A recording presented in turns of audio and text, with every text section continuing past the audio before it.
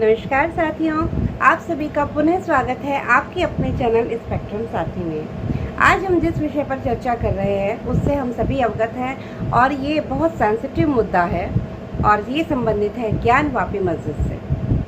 साथियों, हमारे राष्ट्र में भारतीय मंदिरों को तोड़कर जो मस्जिद नुमा ढांचे बना दिए गए हैं उन पर चल रहे विवाद से हम सभी अवगत हैं।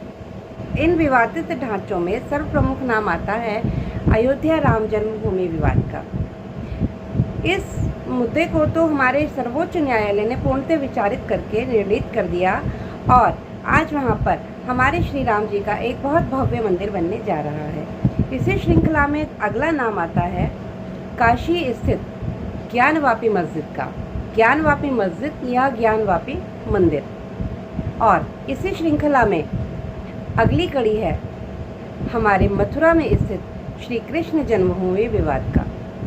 साथियों, हमारा देश आरंभ से ही हिंदू एवं सनातनी परंपरा का, हिंदू सनातनी संस्कृति का धनी रहा है।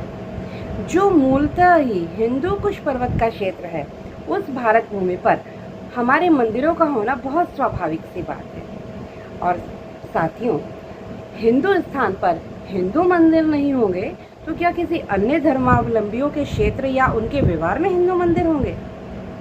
साथियों, हमारे देश में हमारे मंदिर हमारी सामाजिक अर्थव्यवस्था और समरसता का सर्वश्रेष्ठ उदाहरण रहे हैं। साथियों, इतिहास हम सभी ने पढ़ा है किस तरह बाह्य आक्रांताओं ने, आतताइयों ने हमारे देश में आकर हमारे देश को लूटा, हमारे मंदिरों को लूटा और जिनमें सर्वप्रमुख नाम आता है मुगलों का, जो स्वयं को सर्वश्रेष्ठ बताते हैं। उन्होंने ही हमारे मंदिरों को लूटा, हमारे पूजा स्थलों को खंडित करने का प्रयास किया, हमारे मंदिरों को तोड़कर उन पर अपनी मस्जिद बनाई और ये भ्रम फैला दिया गया कि वो अब मस्जिद ही हैं। साथियों, विडंबना ये कि स्वतंत्रता प्राप्ति के पश्चात भी हमारे हिंदू देश में ही हमारे हिंदुओं को ही हिंदुत्व से वंचित रखा गया। और जब हिंदू अपने मंदिरों में पूजा करने का अधिकार मांगते हैं या अपने मंदिरों की, अपनी पूजा पद्धति की बात करते हैं तो उनको सांप्रदायिक आतंकवादी घोषित कर दिया जाता है। साथियों, आइए जानते हैं क्या है ज्ञानवापी मुद्दा। ज्ञानवापी मंदिर या ज्ञानवापी मस्जिद का क्या इतिहास है, इससे हम सभी परिचित हैं।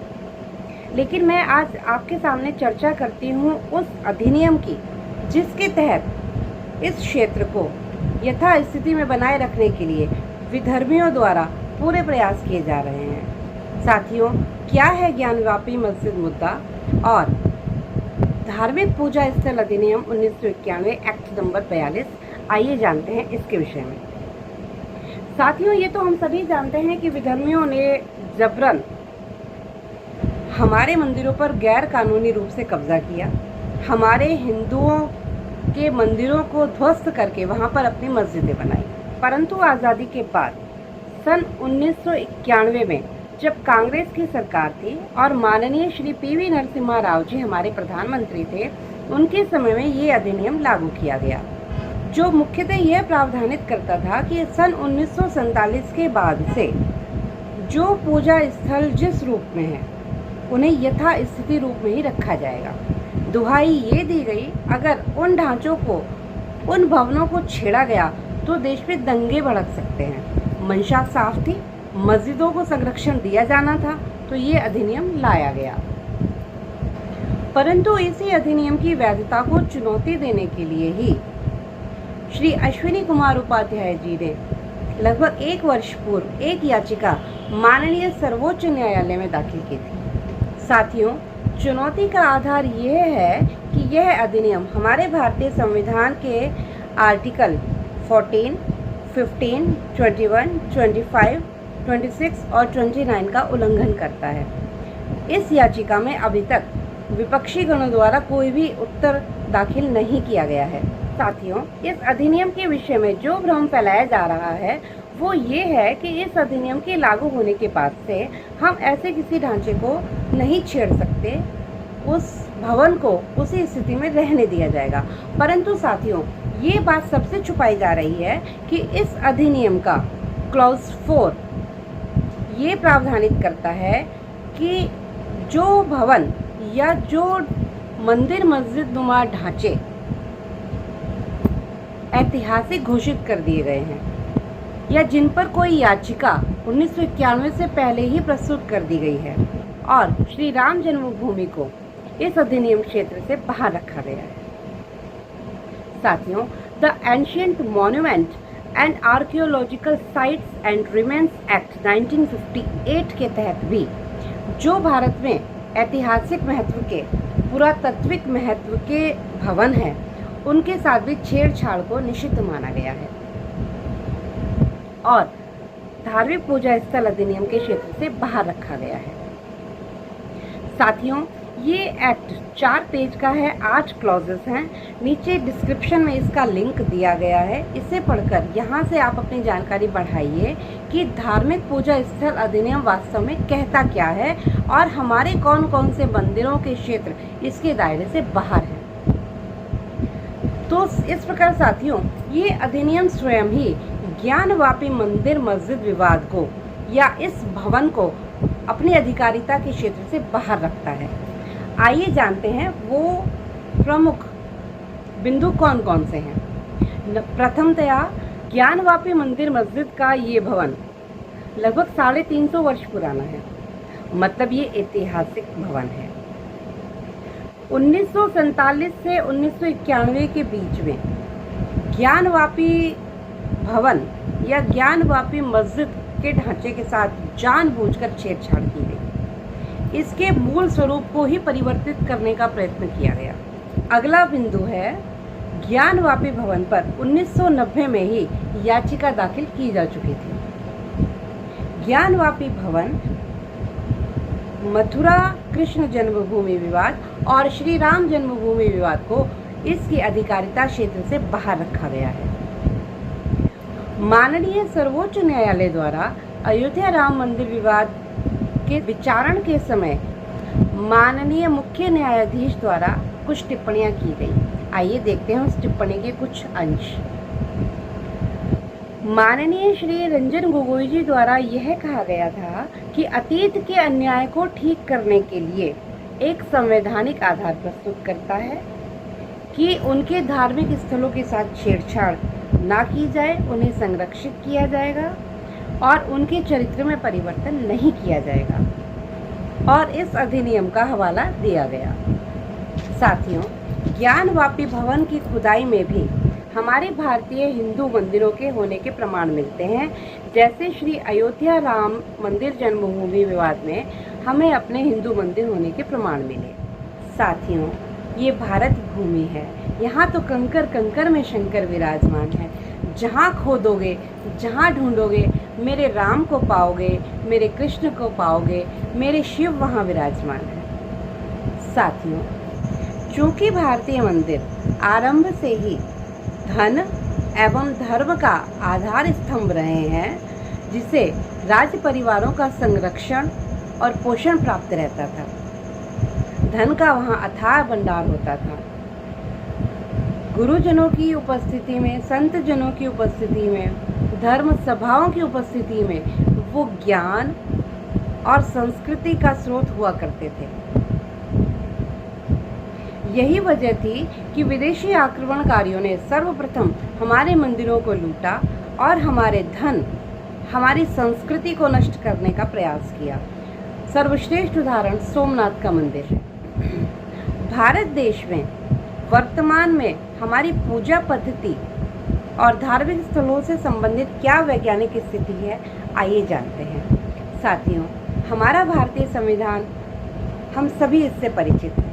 हमारे भारतीय संविधान की प्रस्तावना में ही ये कहा गया है कि हम भारत के लोग, अर्थात भारत के लोगों की गरिमा, सम्मानपूर्ण जीवन की सुनिश्चितता तो हमारे संविधान की प्रस्तावना में ही कर दी गई है। हमारे संविधान में अनुच्छेद 14 समानता को सुनिश्चित करता है। अनुच्छेद 25 से 28 हमारी धार्मिक स्वतंत्रता को सुनिश्चित करता है। अनुच्छेद 49 राष्ट्रीय महत्व के स्मारकों एवं भवनों के संरक्षण को सुनिश्चित करता है। साथियों, यहाँ ये गौर करने वाली बात है कि हमारे संविधान में शब्द पंथ निरपेक्ष मूलतः नहीं था। 42वें संविधान संशोधन द्वारा इसको हमारे भारतीय संविधान में योजित किया गया और शब्द पंथ निरपेक्ष का इस्तेमाल किया गया, ना कि धर्मनिरपेक्ष का। साथियों, अब प्रश्न आता है, क्या ज्ञानवापी ढांचे को पुनः अपने मंदिर के रूप में स्थापित किया जा सकता है? तो साथियों, इसका उत्तर है हाँ, किया जा सकता है। ये हमारे भारतीय संविधान और हमारे भारतीय विधि व्यवस्था में ही प्रावधानित है। कैसे? तो प्रथमतया तो ये हमारे भारतीय संविधान में ही प्रावधानित है। सीधा सा रास्ता है, या तो आतताई आक्रमणकारी विधर्मी स्वयं ही यहाँ से हट जाएं, अन्यथा हमारे भारतीय कानून व्यवस्था, हमारे भारतीय विधि के आधार पर उनको यहाँ से हटा दिया जाएगा। साथियों, हमारे संविधान में पार्लियामेंट को कानून बनाने के विषय में वृहद शक्तियां प्रदान की गई हैं। भारतीय सरकार इसी के आधार पर नियम बनाकर, कानून बनाकर भारतीय ज्ञानवापी मस्जिद को ज्ञानवापी मंदिर के रूप में पुनः स्थापित कर सकती है। संविधान का अनुच्छेद 368 संविधान में संशोधन की बात भी करता है। आवश्यकता पड़ी तो संशोधन भी कर लिया जाएगा। साथियों, जरा गौर कीजिए, कानून के माध्यम से, पुरातात्विक विभाग की खुदाई के माध्यम से, लैब टेस्टिंग के माध्यम से जब हम अपने राम मंदिर को प्रमाणित कर सकते हैं, तो ठीक उसी प्रकार ज्ञानवापी मंदिर को भी प्रमाणित किया जा सकता है और निसंदेह ये प्रमाणित होगा। इसी प्रकार मथुरा में श्री कृष्ण जन्मभूमि का जो विवाद है वो भी सुलटाया जाएगा। साथियों, भारत देश का कानून बहुत सक्षम और सुदृढ़ कानून है। जम्मू कश्मीर की स्थिति आज जो हमारे सामने है वो हमारे कानून की ही देन है। हमारी सत्ता, हमारे शासन की सक्षमता की देन है। साथियों, जब राम मंदिर विवाद को, जम्मू कश्मीर की स्थिति को कानूनन सुलटाया जा सकता है, तो फिर ज्ञानवापी मस्जिद विवाद को भी कानूनन ही सुलटाया जाएगा। साथ ही मथुरा श्री कृष्ण जन्मभूमि विवाद को भी कानूनी आधार पर ही निपटाया जाएगा। साथियों, भारत देश में भारतीय मंदिरों पर हिंदुओं का टाइटल, कब्जा और मालिकाना हक स्वभावतः ही है और किसी भी भूमि के मालिकाना हक और कब्जे को हमारी आपराधिक विधि और सिविल प्रक्रिया विधि संरक्षण प्रदान करती है और उसको सुनिश्चित करती है। साथियों, यदि शासन और शासक सक्षम हैं तो राष्ट्र में पॉजिटिव और प्रोग्रेसिव नीतियां दिखाई देती हैं और उसी आधार पर पूरी दृढ़ता के साथ मैं ये कह सकती हूँ कि ज्ञानवापी मस्जिद पुनः ज्ञानवापी मंदिर में विद्यमान होगी, इसका मुझे दृढ़ विश्वास है। साथियों, ज्ञानवापी भवन के पुनर्ग्रहण के बारे में हमारी क्या धार्मिक मान्यता है, आइए जानते हैं। सुंदरकांड का हम सभी नियमित पाठ करते हैं। सुंदरकांड में आपने एक प्रसंग सुना होगा कि जब श्री राम जी मार्ग के लिए समुद्र से प्रार्थना करते हैं और वो मार्ग नहीं छोड़ता, तो आइए देखते हैं मानस में क्या बाबा ने लिखा है और क्या हमारे लिए मार्गदर्शन किया है। काटे ही पर कदरी फरे कोटि जतन को सींच, विनय न मान खगेश सुनो डाटे ही पै नवनीच। आगे, सठ सन विनय कुटिल सन प्रीति, सहज कृपन सन सुंदर नीति। आगे ये कहा गया है, भय बिन होई न प्रीति। तो साथियों, हमारी धार्मिक मान्यताएं भी हमें इस चीज़ की अनुमति प्रदान करती हैं। कृष्ण ने तो स्पष्ट कहा है, युद्ध करो धर्म के लिए, सत्य के लिए, न्याय के लिए। अहिंसा परमो धर्मः, हिंसा तथैव च। ये श्लोक हमें शुरू से ही आधा पढ़ाया जाता रहा है और ये शुरुआत कब से? हमारे देश में स्वतंत्रता प्राप्ति के पश्चात अंग्रेज़ों द्वारा मोनोपोली के तहत जो हमारी शिक्षा पद्धति में इसे समाहित कर दिया गया। क्या कहा गया? अहिंसा परमो धर्मः। परंतु पूर्ण श्लोक क्या है? अहिंसा परमो धर्मः, धर्मः हिंसा तथैव च। यदि अहिंसा परम धर्म है तो धर्म के लिए हिंसा करना, धर्म की रक्षा के लिए हिंसा भी धर्म है। महाभारत का शांति पर्व कहता है धर्मो रक्षति रक्षितः। तो हठ धर्मियों और विधर्मियों से मैं ये अवश्य कहना चाहूँगी कि या तो हट जाओ, अन्यथा भारतीय विधि व्यवस्था द्वारा हटा दिए जाओ। हम वो सनातनी हैं जो सस्नेह देना भी जानते हैं, जो कुछ हमारा अपना है उसे वापस पाना भी हमें बाखूब आता है। आतताइयों और आक्रांताइयों को हमारे भगवान परशुराम जी द्वारा, राजा राम जी द्वारा जो उत्तर दिया गया वो आज तक हमारी स्मृतियों में विद्यमान है। हम उन्हीं सनातनियों और आर्यों की संतान हैं। साथियों, अब मंदिरों पर मस्जिदों की ग्राफ्टिंग नहीं चलेगी। वक्त आ गया है कि अब मस्जिद रूपी विश्व वेलों को हमारे मंदिरों से उखाड़ फेंक दिया जाए। और मैं चेताना चाहूँगी उन सभी विधर्मियों को, हम समंदर हैं, हम समंदर हैं, हमें खामोश ही रहने दो। ज़रा सा मचल गए तो पूरा शहर ले डूबेंगे। तो हमारे विषय में, हमारे हिंदुओं के विषय में किसी भ्रम में ना रहें। और अगर वो हम हिंदुओं को ये मानते हैं कि हम सिंह नहीं हैं, हम गौए हैं, हम गाय हैं, तो वो इस चीज़ को भी ध्यान रखें कि गाय के भी सींग होते हैं और अपने सींगों का इस्तेमाल करना गाय को बखूब आता है। तो मेरे साथियों, अपने धर्म, अपनी संस्कृति, अपनी सच्चाई, अपनी मूल प्रवृत्ति, अपनी मूल प्रकृति, अपनी ज्ञानवापी पर अपना ज्ञान व्यापक करें। आइए साथियों, हम स्वयं जागें और कर्मठ बने, सबको जगाएं, सबको कर्मठ बनाएं। वयम राष्ट्रे जागृयाम।